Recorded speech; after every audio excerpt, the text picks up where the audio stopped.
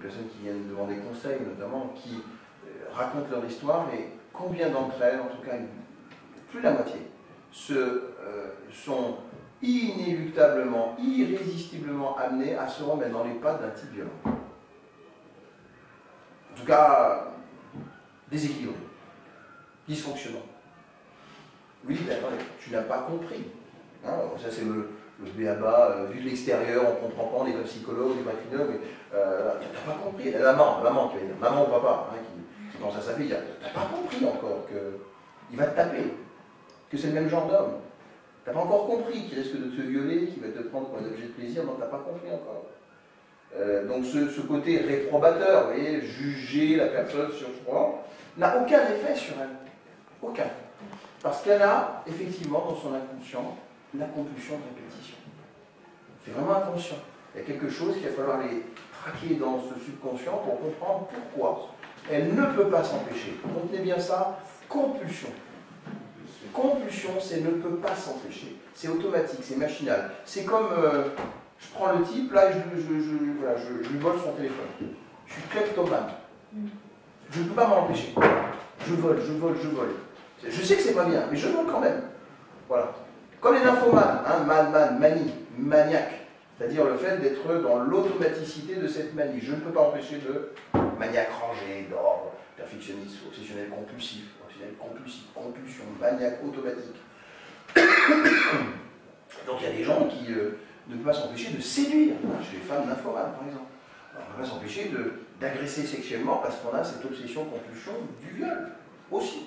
Donc vous pouvez mettre toutes les peines que vous voulez, toutes les sanctions que vous voulez derrière, la personne ne pourra pas s'empêcher, encore et encore, tant que vous n'avez pas traqué cette histoire de compulsion subconsciente du couple Eros-Thanatos. Dira Freud. Mais c'est assez vrai dans la réalité. Hein, ce dont je vous parle me semble être particulièrement pertinent dans l'expérience clinique. Deuxième exemple. Des personnes qui sont à la recherche du pouvoir à tout craint. J'en veux pour preuve Bernard Tapie. J'ai tout respect pour la personne de Bernard Tapie que je ne connais pas personnellement. Mais, excusez-moi, voilà quelqu'un qui est un homme d'affaires, on va le résumer comme ça, sans le réduire, hein, c'est juste l'évoquer ainsi, qui n'a cessé d'utiliser tous les outils, on pourrait dire, de la récupération d'entreprise, de faire fructifier un capital, d'utiliser des stratégies financières diverses et variées pour gagner plus d'argent. C'est un homme d'affaires.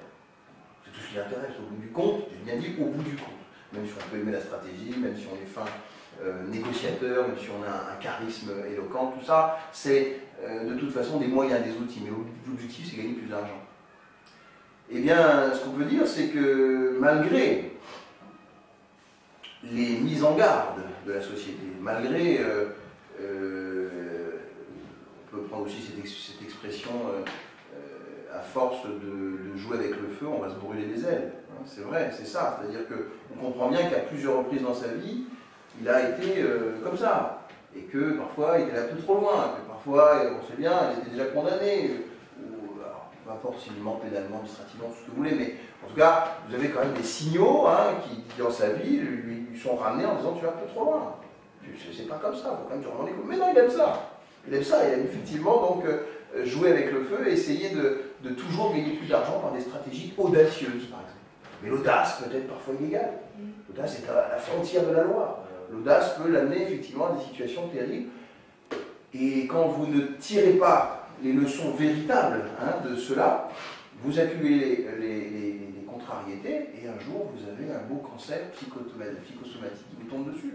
Et vous êtes encore malheureusement avec des procès qui vont vous tenailler jusqu'au bout. Et c'est bien sûr, c'est pas ce qu'ils souhaitaient.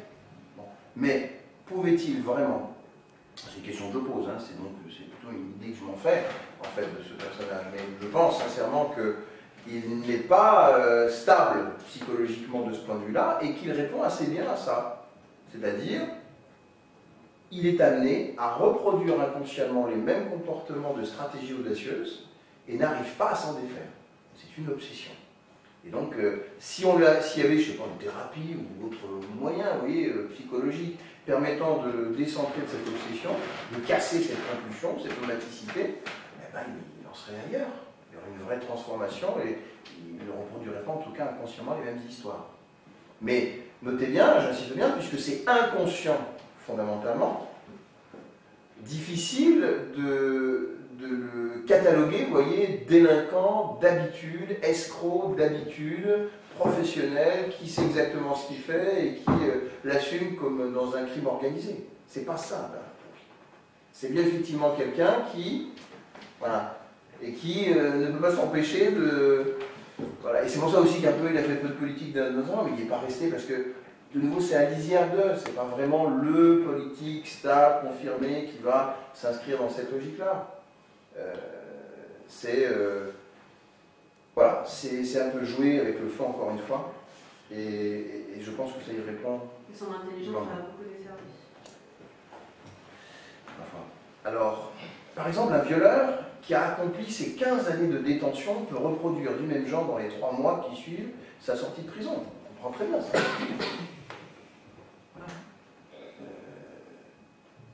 Encore une fois, il suffit de revenir sur les 4 éléments qu'on a vus après. Hein. Avant, pardon, c'est-à-dire pulsion de mort. Et quoi? Deuxièmement, après la pulsion de mort, il y a quoi? L'école du crime, l'enfant roi et frustration. Hein, c'est le dérèglement des pulsions. Donc, pas sur moi, hein, forcément, de ce fait également.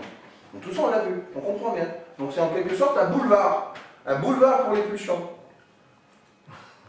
Et la personne, on y rajoute simplement le fait inconsciemment, puisqu'on est en matière de pulsion, voilà, qu'il ne peut pas s'empêcher. C'est une vraie compulsion de répétition dans ces cas-là. C'est comme si vous avez une voiture, vous êtes dans une Ferrari à 250 km/h, vous êtes tout content, il n'y a personne devant vous, il n'y a pas de policier, il n'y a pas de radar, vous continuez. C'est tout. Si c'est sexuel, vous continuez.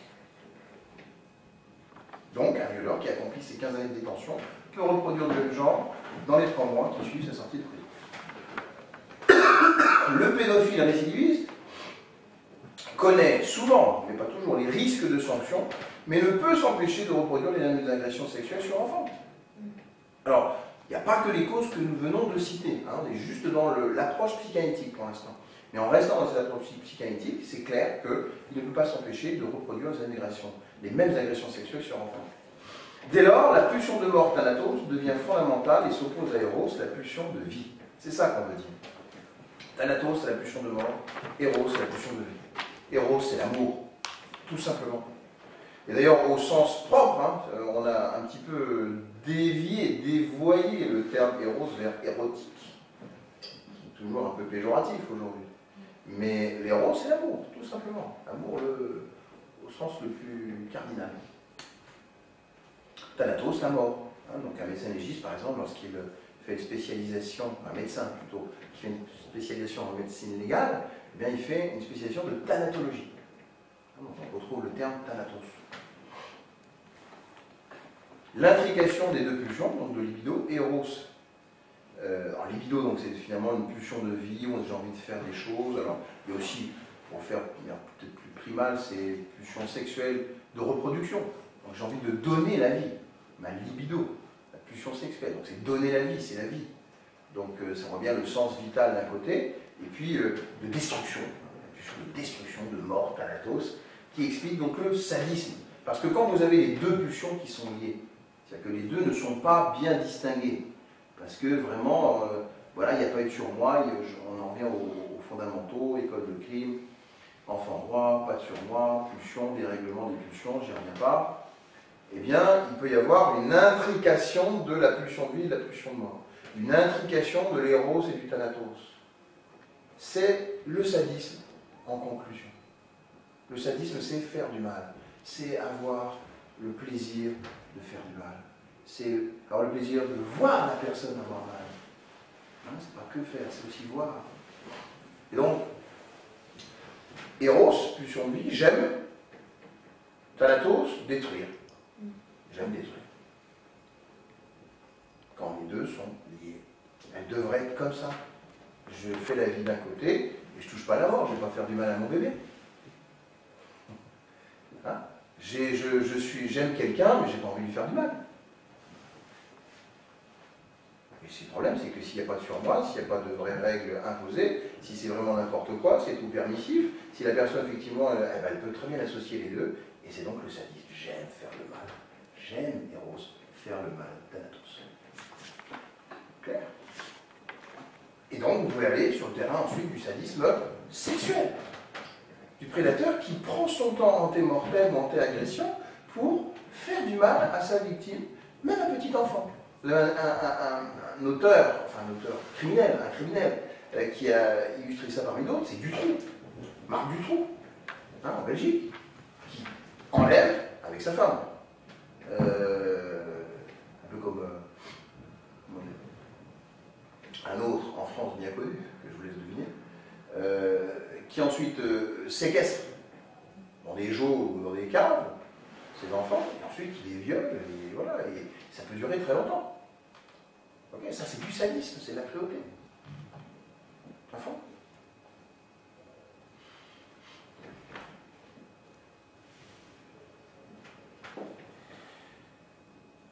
Alors, le sadisme, lorsqu'il est tourné vers un objet extérieur, on a bien compris. Donc là, on est un peu a priori dans l'histoire de Maëlys. Hein? Mais ça peut être aussi le masochisme, lorsqu'il fait retour sur la personne, lorsqu'il est donc effectivement dirigé vers soi. Non pas vers les autres, un tiers, une petite fille, Maëlys, mais vers soi. J'ai envie de me faire du mal à moi. J'aime me faire du mal. J'aime me mettre dans des situations qui me font du mal. J'aime. Voilà. Alors vous avez l'image, peut-être au départ, qui vous y a du prêtre qui s'auto-flagelle comme ça avec ses fouets. Hein, c'est ça le masochisme au départ. Mais c'est que vous y mettez ensuite des situations à risque. Des situations à risque. C'est pas forcément des violences, on pense tout de suite aux automutilations, c'est vrai, je me coupe, je me fais du mal, je me poignarde mon sexe, on peut aller jusqu'à là, bien sûr. Mais c'est plus subtil dans la vie de tous les jours, c'est me mettre en situation dangereuse, où je me fais du mal volontairement, que je me considère coupable de quelque chose, et donc je m'auto-punis, ou j'aime, parce que c'est bien ça, Eros Thanatos, c'est j'aime me faire du mal. Donc je prends une voiture, par exemple, je suis donc dans une insécurité routière majeure, et je prends l'autoroute en sens inverse. Il est très probable que j'ai l'accident. Bien sûr, je vais faire un accident probablement avec quelqu'un d'autre aussi. Mais en tout cas, je me mets en danger moi-même.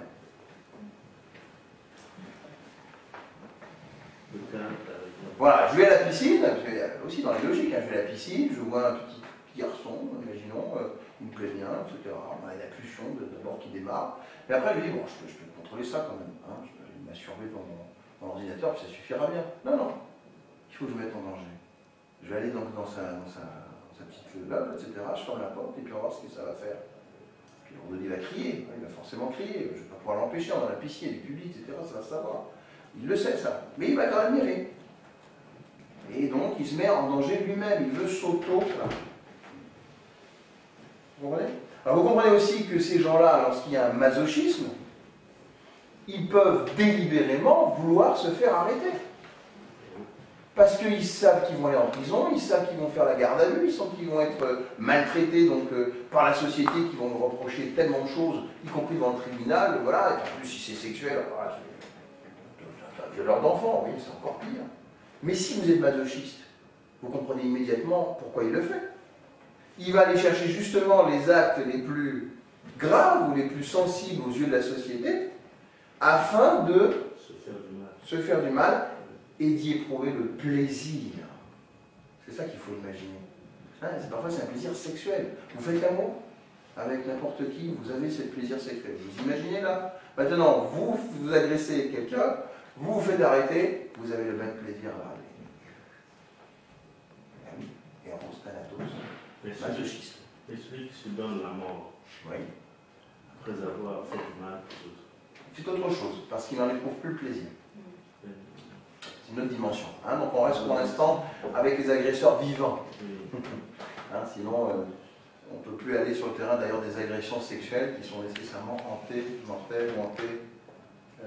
passage à l'acte. On verra ça plus tard. La multiplicité des pulsions renvoie à la multiplicité des zones érogènes. La bouche, l'anus, l'œil, la peau. C'est-à-dire que, encore une fois, tout peut servir. Absolument tout. Toi, tu es plutôt oral ou tu es plutôt anal?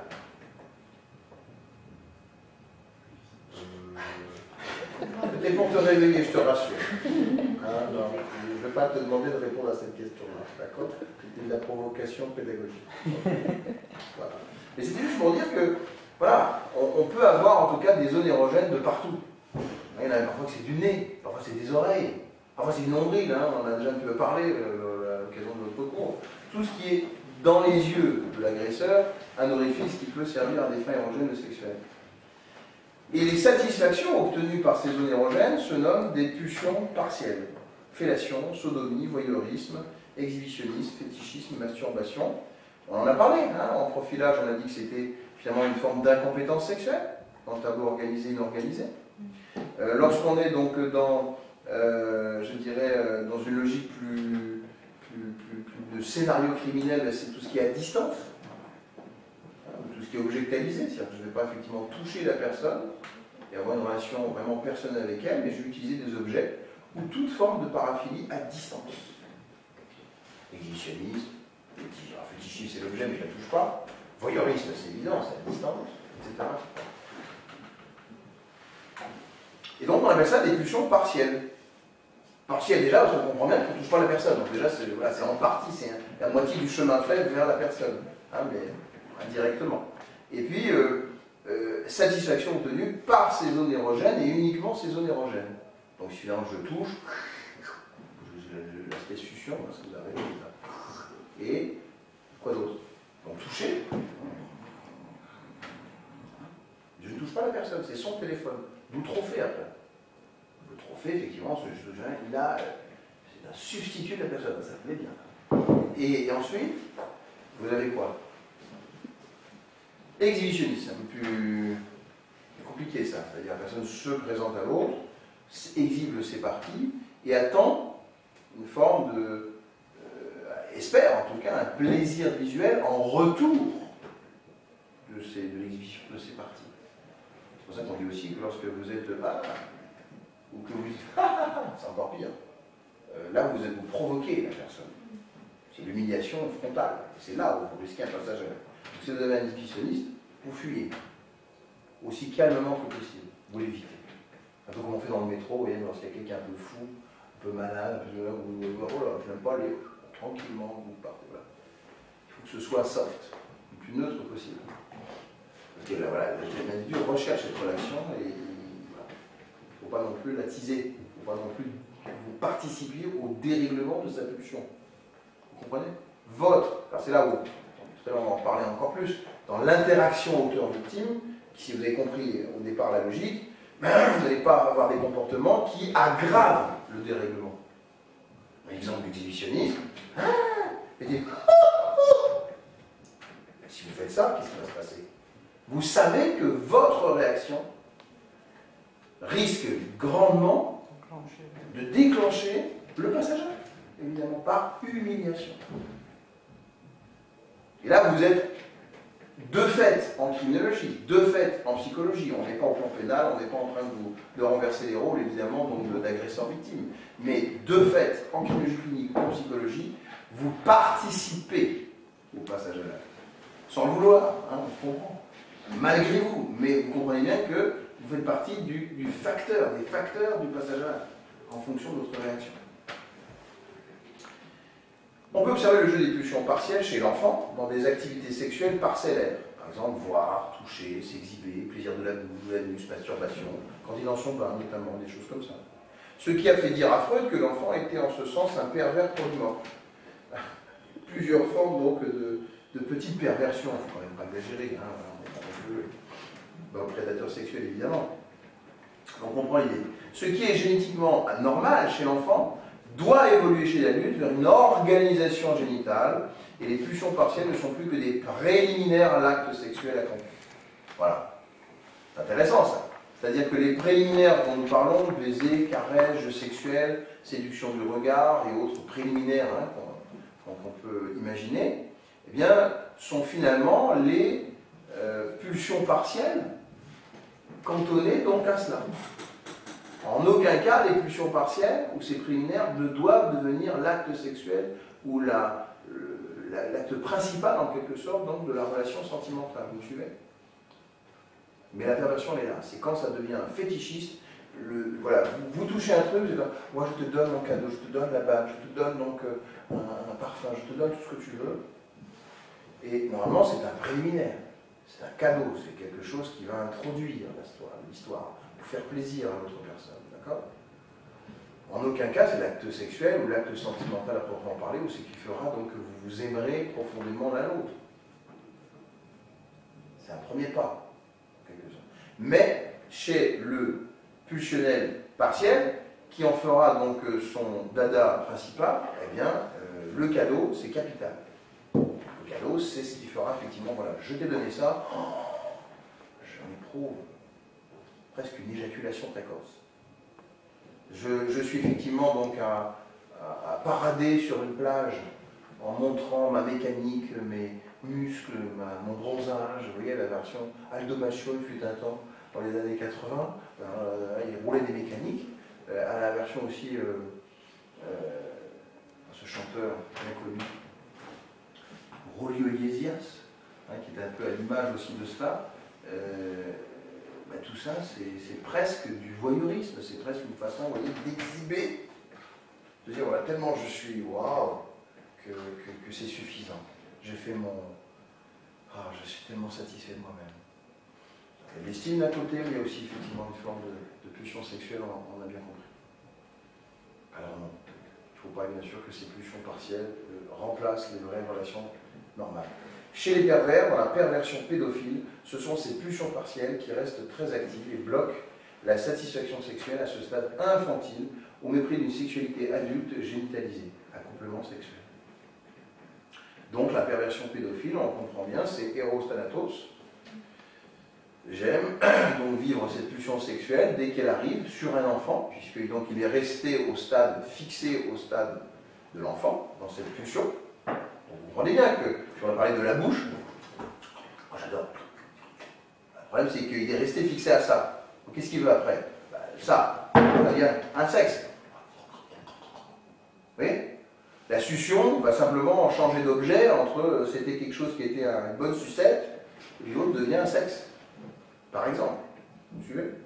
Et donc, le stade oral, c'est, dans la perversion donc pédophile, c'est une fixation de l'éros et du thanatos, avec des règlements pulsionnels évidents, mais où la pulsion partielle, c'est-à-dire bouche, ce dont on a parlé, les préliminaires, si vous préférez, lorsqu'on est adulte, eh bien, sont en fait l'acte principal. On refait la scène avec l'enfant sur des préliminaires qui deviennent principaux. Clair?